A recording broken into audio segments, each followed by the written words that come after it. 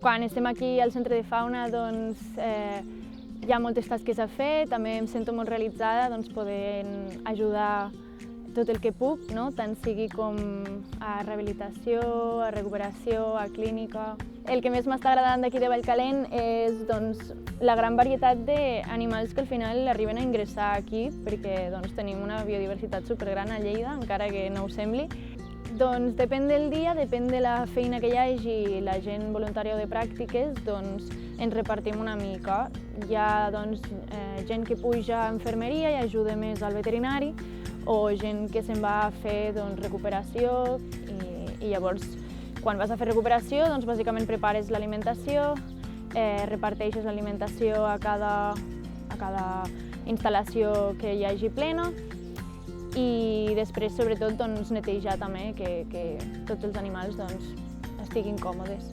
I després ja vam començar a anar a infermeria, vam començar a ajudar també a ficar batlles, a arreglar instal·lacions, anar a recollides amb algú que sabia de lo de les recollides, llavors hem fet de tot, la veritat. Hi ha algunes espècies, per exemple, que estan en perill d'extinció i poder ajudar-les directament és superimportant i això és una feina, una tasca principal. Aquests centres són superimportants perquè vetllen per la seva recuperació.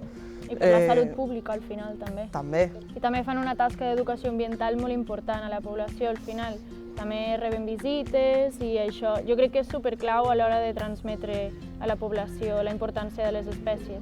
Les amistats que crees aquí amb altres voluntariats, amb altres que fan voluntaris, la gent que treballa aquí són molt amables. Vull dir, és una experiència molt bonica i et fa connectar-te i conscienciar-te molt de tota la problemàtica que hi ha amb la fauna salvatge i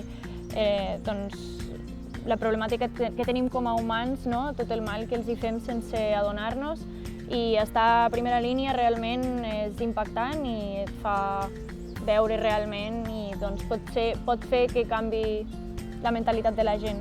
Les coses que abans me podien arribar a fer una miqueteta de respecte, ara és com algo normal. Al final t'acabes acostumant.